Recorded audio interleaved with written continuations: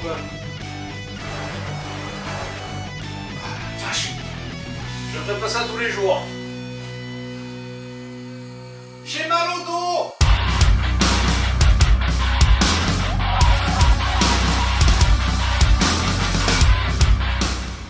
Bonjour à tous, vous avez été nombreux, enfin 5 ou 6 du moins, pour moi c'est nombreux à me le demander. Je vais faire un mini bilan de l'Apex Maker X1. Pourquoi mini bilan? Bah parce que c'est une machine qui va me demander beaucoup de résine, beaucoup de tests et beaucoup de temps pour vraiment affirmer et appuyer tout ce que je pense de cette machine. Mais là déjà je peux vous dire ce que j'en pense après avoir bouffé 12 kg de résine avec cette machine. Si vous avez vu mon test de la résine Jaillot, j'ai commandé 12 kg de résine Jaillot pour cette machine, j'ai tout bouffé, il m'en reste plus et sur la fin j'ai même dû mélanger avec des fonds de tout ce qui me restait. Donc je vais vous faire le tour de la machine, je vous reparle pas en détail des spécifications, je vous les affiche ici, notamment le volume d'impression, la résolution XY. Je vous parlerai des prints l'an dernier, elle était effectivement bien nivelée d'usine, j'ai pas eu besoin de faire le leveling, j'ai fait un test et c'est sorti. Je vais pas rentrer dans le détail, comme d'habitude je précise que tous mes tests arriveront un jour ou l'autre sous forme écrite sur le site lesimprimantes3d.fr le temps que je me sorte les doigts du cul. Ça viendra. Donc, qu'est-ce qu'on peut dire de cette machine sur l'apparence esthétique? Je vous parle pas de l'unboxing et des accessoires, on s'en fout. De toute façon, vous avez vu tout ça en découverte. C'est vrai que le capot à charnière, c'est vraiment ultra quali, cette armature noire, cette vitre orange derrière. L'écran tactile 7 pouces, c'est bien. Alors, la bande LED, de mon côté, elle s'éclaire. Dans le truc découverte, j'avais pas encore lancé de print assez longtemps. Ça s'éclaire et c'est un pourcentage, entre guillemets, d'avancement. Apparemment, il y a... entre 5 et 10 LED qui s'allument en fonction de l'avancement. Tous les 5 ou 10%, je n'ai pas regardé en détail. Donc en l'ouvre, vous l'avez vu en découverte, on a des vérins ou des pistons pneumatiques, appelez ça comme vous voulez, qui maintiennent le capot à bonne hauteur. C'est vraiment pas mal. On a un revêtement en aluminium devant l'écran qui fait que dès que vous avez une goutte de résine, vous le voyez, mais ça permet de la nettoyer facilement. C'est l'avantage et ça se nettoie très facilement comme tout le revêtement de cette machine également. Sur la connectique, vous avez la prise d'alimentation, le port Ethernet et 2 ports USB, un pour brancher un dongle Wi-Fi non fourni et un pour brancher votre clé USB. Cette machine dispose d'une mémoire interne de 4 Go, un peu moins de 3,7 Go. Alors en temps normal, c'est quelque chose qui m'aurait pas gêné, mais c'est vrai que tout ce que vous allez modéliser en grand va frôler le giga. Moi, en tout cas, tout ce que j'ai voulu faire dans mes prints, je vais vous en parler, c'est entre 600 et 700 MO. Donc, au bout de la 3e, 4e, 5e pièce, vous êtes obligé de faire de la place. Bon, on aurait pu aimer un moyen d'augmenter ça. Dans tous les cas, vous pouvez mettre une grosse clé USB de votre choix, une 64 ou 128 Go, et envoyer en Wi-Fi sur la clé USB, ce qui compense un peu ce phénomène. Maintenant, il faut être sûr qu'il ne va pas y avoir un bug de clé USB pendant l'impression. Pour moi, c'est ça l'avantage du Wi-Fi.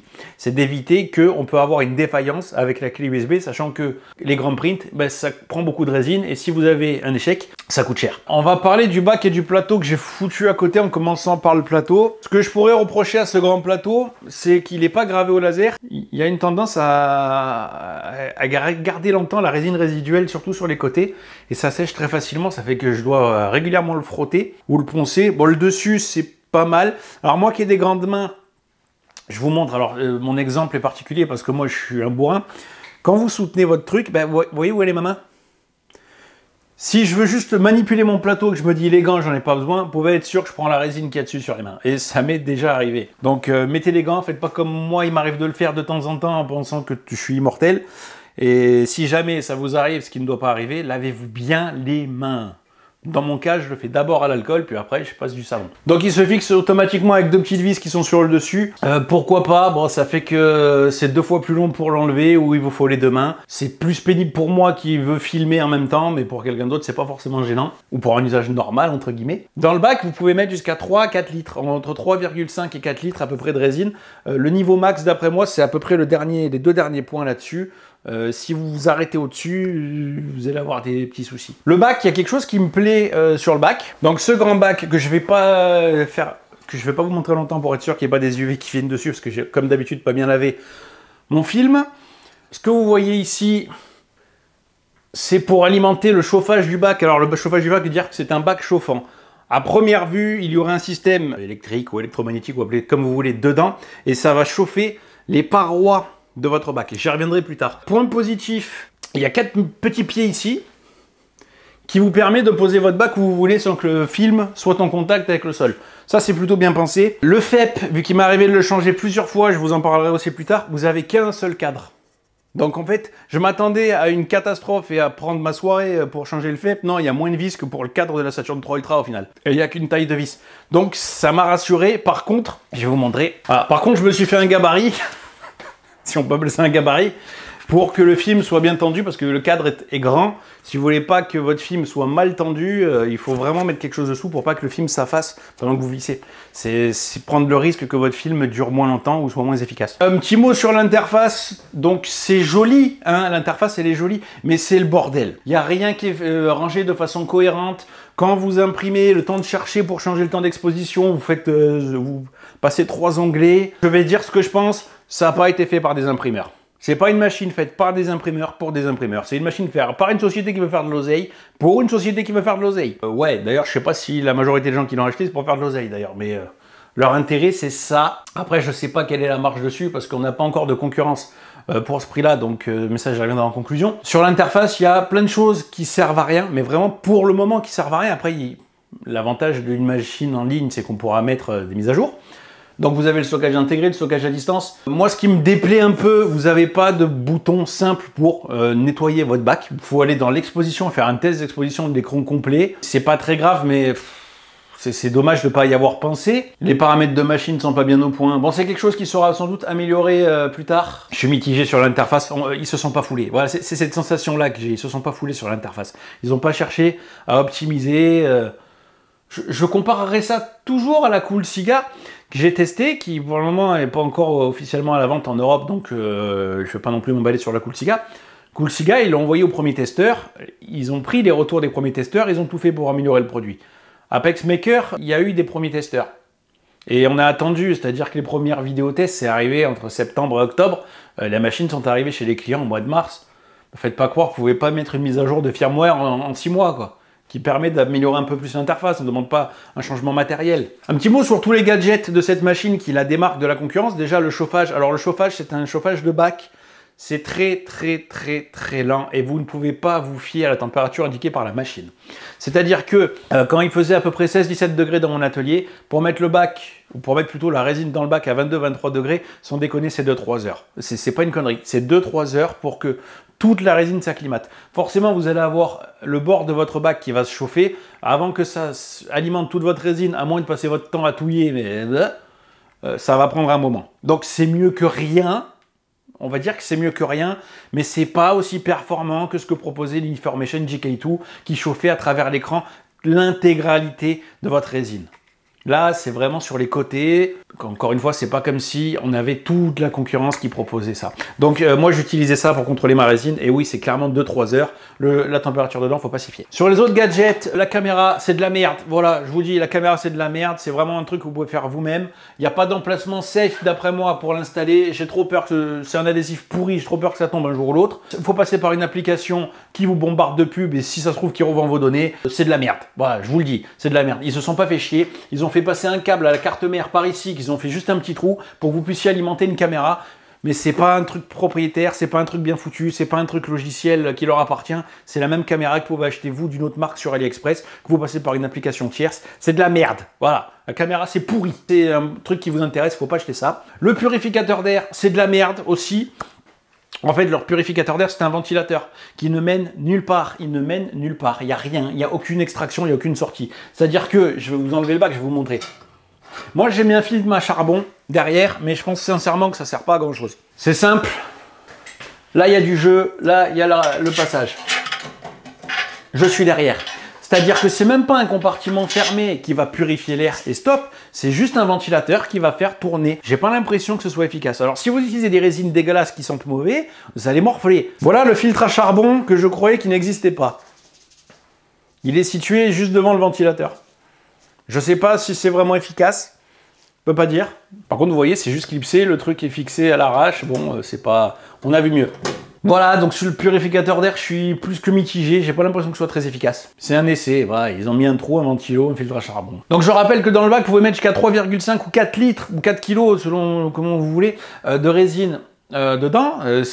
Manipuler autant de résine avec un plateau aussi gros, si votre résine schlingue, ça va démolir votre environnement. Ce truc-là ne changera rien. Ça aurait été mieux qu'ils préparent une sortie extérieure juste pour que quelqu'un trouve une vraie solution. Et on va parler de la pompe, c'est de la merde aussi, je l'ai viré, ça me fait chier. La pompe, alors même avec des résines fluides, c'est trop lent. C'est beaucoup trop lent. Je rappelle que ce bac de résine fait 3 à 4 litres. Moi, personnellement, j'aime pas les pompes. Quand le bac il est large, j'ai pas besoin d'avoir une pompe qui va rajouter de la résine. À moins de vouloir imprimer un rectangle plein, vous n'avez pas besoin d'avoir une pompe pour remplir votre résine. Vous mettez ça. Vous rajoutez par-dessus quand ça coule, à moins que vous allez partir pendant 3 jours. Mais même là, il faudrait avoir une consommation de résine qui va nécessiter de bouffer 3-4 litres. Voilà, donc je ne sais pas qu'est-ce que vous allez pouvoir imprimer qui va vider le bac en une seule fois. J'ai déjà fait des pièces, je vous les montrerai plus tard, qui ont pris presque toute la dimension du plateau de la hauteur. Ça reste des figurines, c'est pas des blocs pleins. Il m'en restait encore un peu derrière. Mais oui, j'ai bouffé peut-être pas loin des 2 litres de résine, mais j'aurais pu remplir encore un peu le bac ou j'aurais pu en rajouter en cours d'impression. Là où par contre ça aurait été vraiment bien, c'est que la pompe permet de vider le bac. Votre bac de résine, encore une fois, 3-4 litres. Si vous devez le vider pour changer de résine ou parce que vous avez un problème de film, vous allez vous faire chier. Je l'ai mis à travers l'entonnoir et le filtre, j'attends comme ça avec un bac qui pèse jusqu'à que ça coule à travers, que ça retourne dans la bouteille. Il m'arrive de faire déborder la bouteille parce que forcément, j'ai pas les bouteilles adaptées vu que j'ai mis je sais pas combien, ça déborde toujours un petit peu. C'est chiant, mais la pompe, elle n'est pas assez efficace. Et l'autre problème, c'est qu'elle se branche ici, elle traîne dans votre résine. Vous avez une chance sur 2, quand vous enlevez votre plateau, qu'il y ait de la résine qui coule, qui goutte sur votre écran. C'est une connerie. La pompe n'est pas bien pensée du tout. C'est peut-être, je dis bien peut-être, je ne l'ai pas testé, intéressant d'envisager la pompe en option de chez Frozen ou un autre système de pompe pour cet usage-là, parce que moi, ça me saoule de vider le bac. Et je l'ai fait plusieurs fois. Il y a aussi des pieds réglables que j'ai pas trop touchés parce qu'ils sont un peu durs à manipuler. Et vu le poids de la machine, ça m'a saoulé, donc j'ai pas voulu les bricoler. Mais apparemment, ils sont réglables. Voilà, on a fait le tour de cette machine sur les spécifications techniques et matérielles. Consommation électrique, c'est pas déconnant. On a à peu près 83 Wh. Alors peut-être que le chauffage aura une incidence sur votre environnement. Moi, ça fait à peu près ça. Quand votre puissance lumineuse est à 100%, le pic, ça peut monter jusqu'à 400 watts. Mais après, ça redescend. C'est vrai que de toute façon, plus vous mettez une source UV puissante, moins vous allez la faire durer longtemps. Donc, l'un dans l'autre, ça semble revenir à peu près au même. Donc, 83 Wh de consommation, c'est vraiment pas excessif quand on voit la taille de la machine. En termes de nuisance sonore, la ventilation n'est pas trop gênante.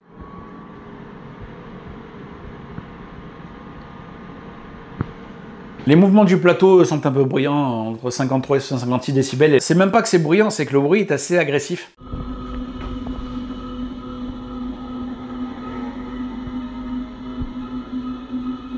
Leur purificateur d'air de merde que vous pouvez activer manuellement, donc en gros faire tourner le ventilateur, fait un bruit infernal. Le bruit est infernal pour un ventilateur, je sais pas comment ils ont dû le payer 1 € leur ventilo.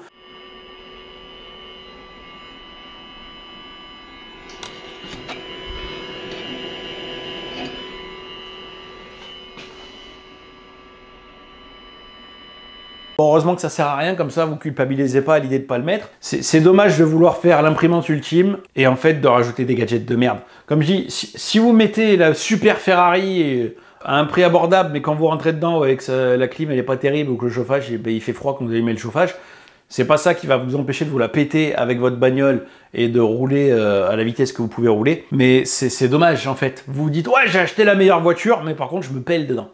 Bah, là, on s'en rapproche un petit peu. La machine est géniale. Pour la catégorie, pour le marché. Il n'y a pas de concurrence à ce prix-là, outre la Frozen Mega 8K ou 8K V2 qui coûte cher et que de toute façon ne propose ni caméra, ni pompe, sauf en option. Il y a une pompe en option, mais il faut rajouter 150 balles.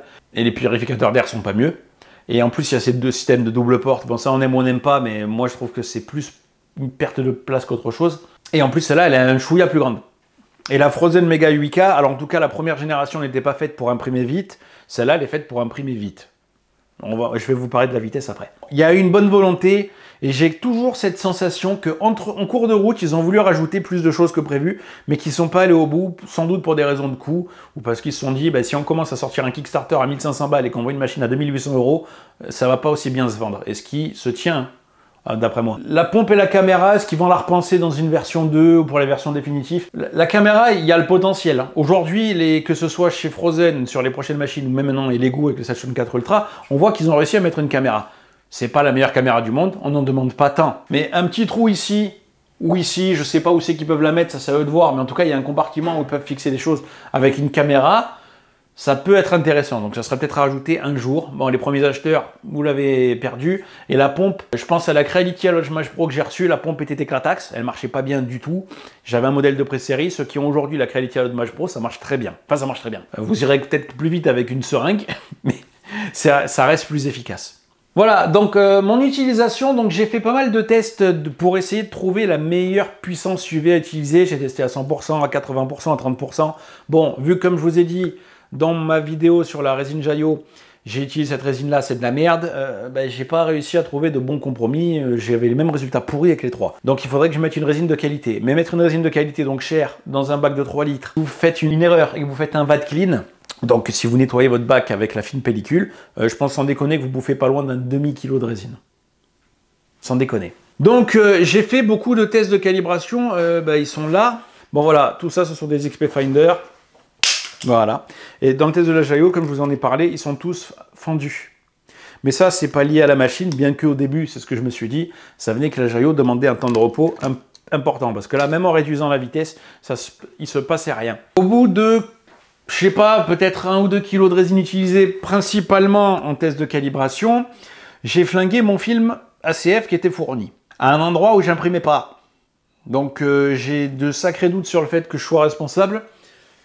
Imprimer des XP Finder, j'ai pas eu d'échec, j'ai pas eu de boue. Bon, ça m'a taché l'écran d'ailleurs. Alors je ferai un petit short pour montrer comment j'ai sauvé l'écran de l'Apex Maker. Les protections d'écran qui sont fournies ne sont pas des protections d'écran, ce sont des scotch noirs. Il n'y a pas de protection d'écran fournie avec la machine de série. Donc j'ai changé le film avec un des films qui est fourni, qui n'était pas un ACF. Donc soit c'était leur fameux film TSP qu'ils ne souhaitent plus apparemment commercialiser parce qu'ils estiment que l'ACF est finalement mieux, soit c'était un NFEP.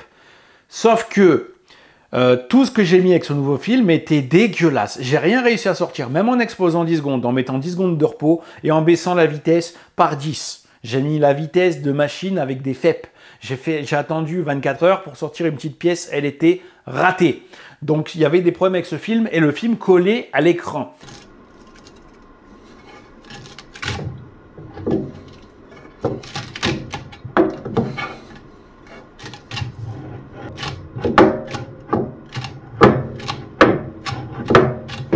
La théorie que j'ai eue, c'est que leur film TSP, que je ne connais pas la technologie, ça devait en être un, en tout cas c'est ce que j'ai pensé, j'ai toujours pas la réponse, et que j'ai mis à l'envers. Sauf que le film TSP, fourni, si c'est comme un ACF, il n'y a pas de côté mat. Donc quel est le bon côté? Et il y a une protection des deux. Tu ne peux pas savoir, vu qu'il n'y a rien de t'expliquer, de quel côté tu dois le mettre si effectivement il y a un sens. D'après ce qu'Apex Maker a communiqué, il n'y a pas de sens sur les TSP. Donc comment ça se fait que ça collait à l'écran? C'est simple, je soulevais le bac, le film est resté collé à l'écran. J'ai jamais vu un truc pareil. Donc heureusement j'ai des ACF de ma propre production, en gros des ACF que j'ai payés moi, qui n'ont pas été envoyés par Apex, j'ai changé ça et depuis j'ai plus eu de problème, je touche du bois pour pas que ça revienne parce que vider ce bac ça me saoule.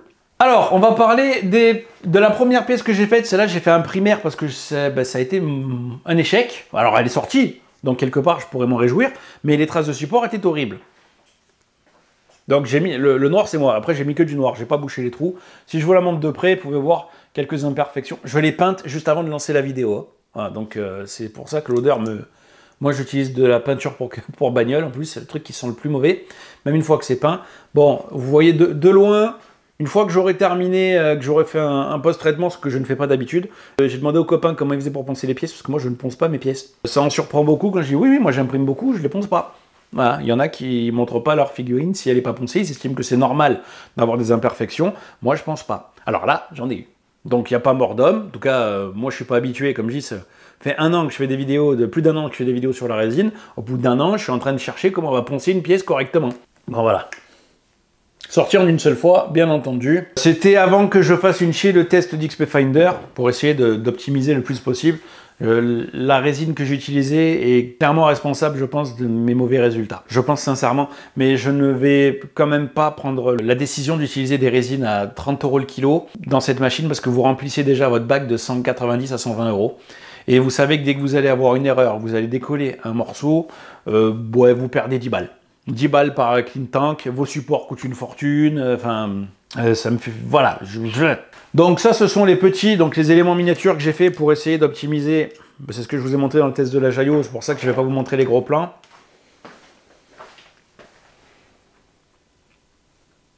Voilà, donc c'est pas des belles pièces, hein, c'était pour essayer de trouver les meilleurs paramètres en fonction de la puissance UV de la machine et du temps d'exposition de la résine.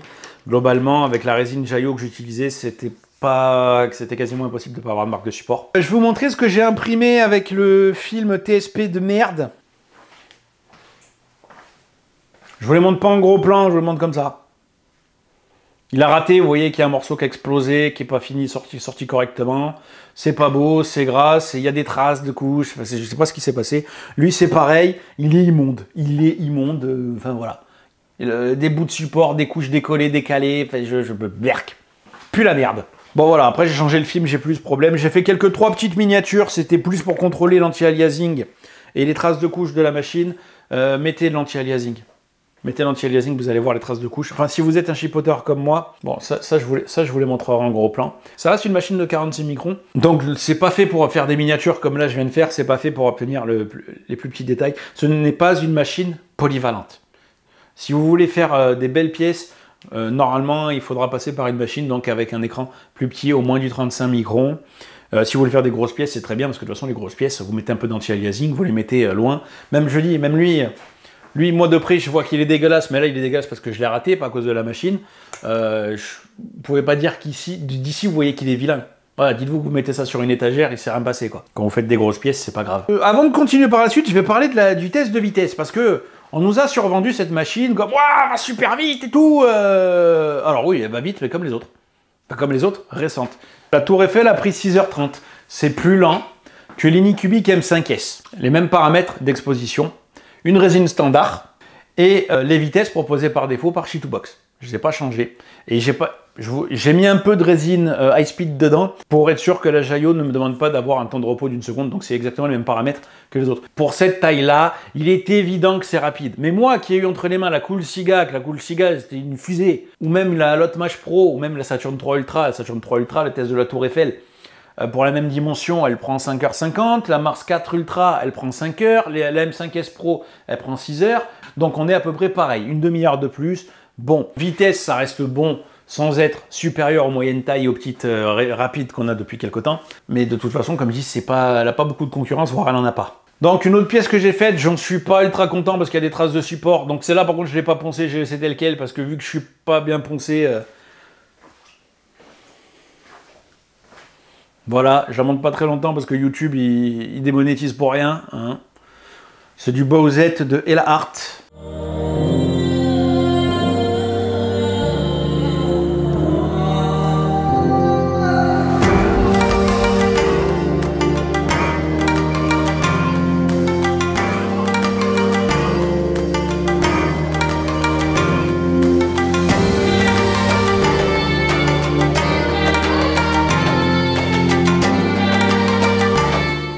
Fichier qui traîne depuis longtemps. Deux figurines de Nerickson que j'ai utilisées pour que j'ai collé au buste, hein, c'est en 2 fois. Donc c'est des pièces un peu plus petites. Quand vous voyez de loin, vous vous dites ça va. Quand vous regardez de près, vous voyez des couches, vous voyez des traces de couches. C'est pas.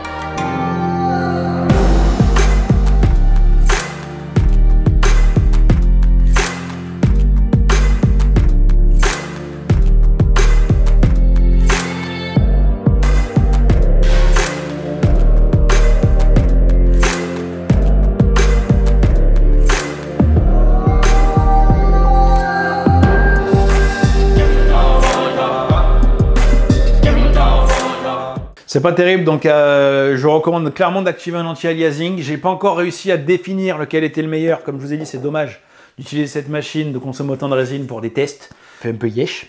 Donc pour l'instant, j'ai mis un anti-aliasing de 4. C'est pas le mieux, mais vous arrivez à camoufler. Ouais, 4, c'est même... Le problème, c'est que ça devient grossier après un anti-aliasing de 4. Les détails sont clairement... Bon. Pour vous dire, j'utilise la Jupiter SE à côté qui a 51 microns XY.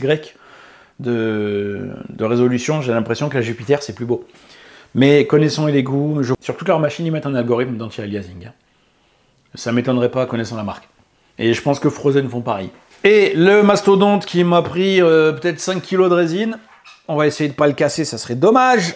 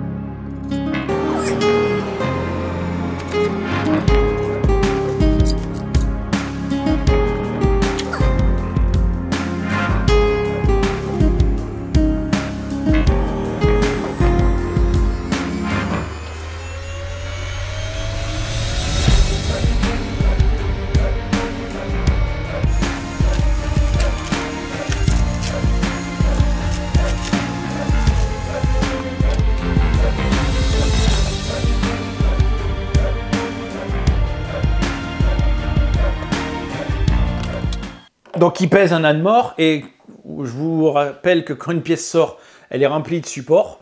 Alors si je vous la montre de près, il y a toujours pareil des imperfections, des traces de support. Mais quand c'est une grosse pièce, c'est pas bien grave. Alors là, vous me la verrez sans doute pas dans la Lightbox, celle-là. Donc c'est vrai, c'est là où la puissance de cet Apex Maker, c'est la capacité à faire des grandes pièces. En 3 fois, celle-là. Et de toute façon, moi j'ai pris l'Apex Maker pour faire des grandes pièces. Mais c'est vrai que si vous voulez optimiser la qualité de vos pièces, ben, il va falloir faire des supports un peu plus précis. En gros, mieux va falloir mettre des supports un peu épais et en mettre en moins, plutôt que de mettre des fins et en mettre plein. Moi, je suis la stratégie de mettre des fins et en mettre plein. Mais avec une machine qui a un écran qui est peu uniforme, ou avec des résines de merde comme j'utilise, parce que je ne vais pas utiliser des résines chères en grosse quantité pour faire des grosses pièces. Enfin, moi, je peux pas me le permettre. Je peux pas acheter la machine et la résine. Donc, mais moi après, c'est pareil, moi j'ai pas le temps. J'ai pas le temps de post-traiter, j'ai pas le temps de peindre et j'ai pas le temps de rester 1 heure, 2 heures devant mon slicer pour optimiser ma pièce.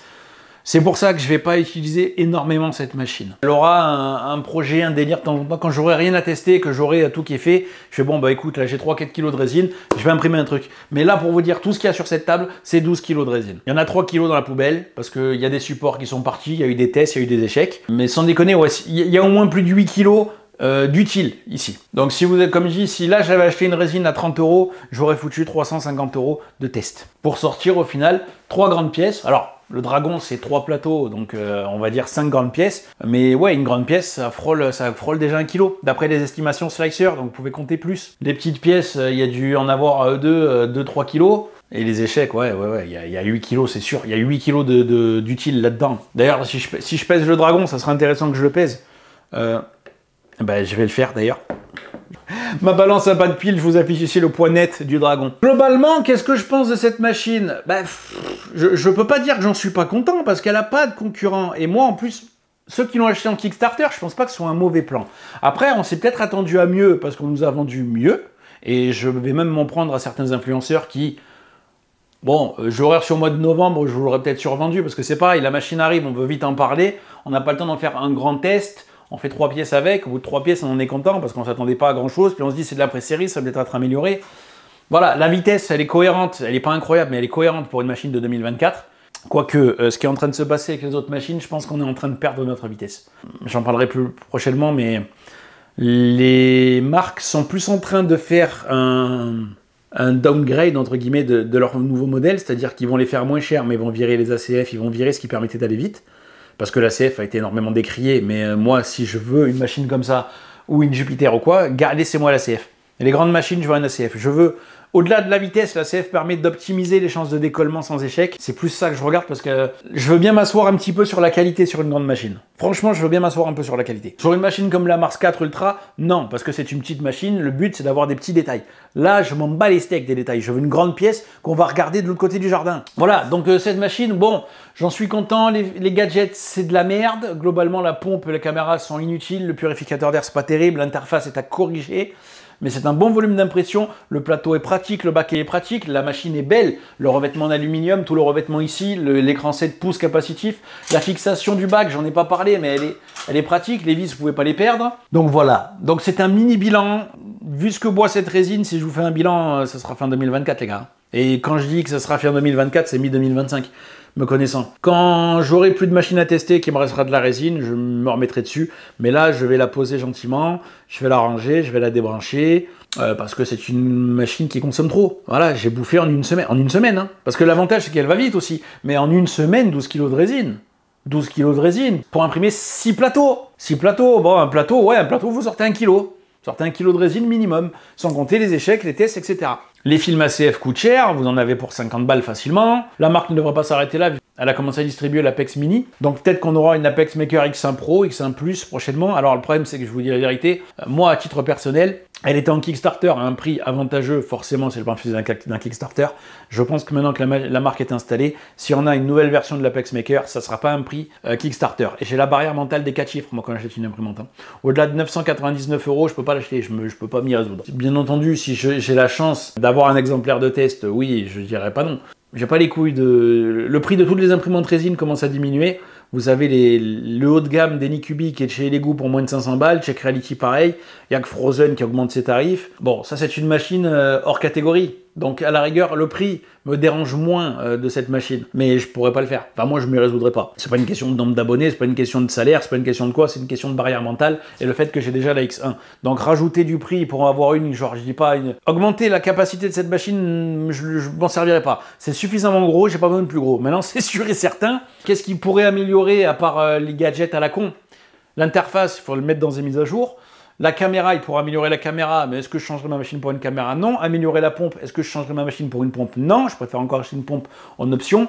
Un extracteur d'air intégré à la machine pour que je puisse brancher les Lego Marsmate ou autre chose. Oui, mais je ne changerai pas ma machine pour ça non plus. Quand on regarde bien, au final, il manque rien à cette machine à part ces gadgets qu'on nous a promis qui sont pourris. Et le chauffage, à la rigueur, on pourrait dire qu'on aurait souhaité un chauffage plus efficace, de 1000 €.